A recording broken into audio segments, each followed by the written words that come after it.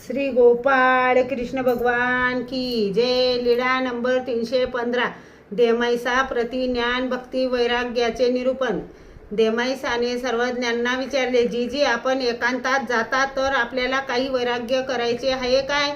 सर्वज्ञांनी सांगितले, ज्ञान भक्ती वैराग्य ही तिन्ही एके काळी ने होती। ज्ञानापासी प्रेम उत्तम। सर्वज्ञांनी सांगितले, देमती ज्ञान भक्ती वैराग्य एके मोचके एके अमोचके। सकळही संपत्ती तिया असंपत्ती, जीवाची परमेश्वर संपत्ती।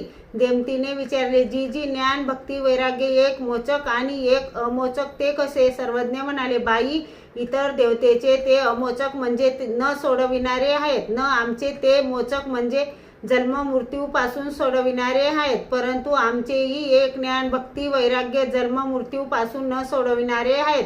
तिने विचारले, ते कसे जी? सर्वज्ञ म्हणाले, अन्यथा ज्ञान व युक्तित्रय संचरले, तेने ज्ञान अमोचक झाले, म्हणजे जन्म मृत्यूचे बंधन सोडविण्यास अयोग्य झाले।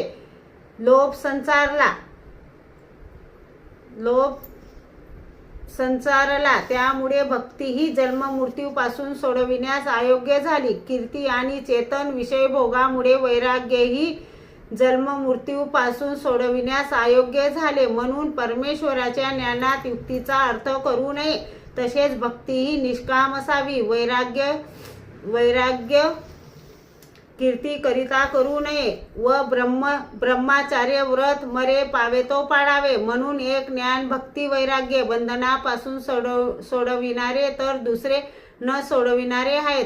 तरी सोडविणारे ते कसे जी? वरील दोष नाही, ते ज्ञान भक्ती वैराग्य बंधनापासून सोडविणारे आहेत।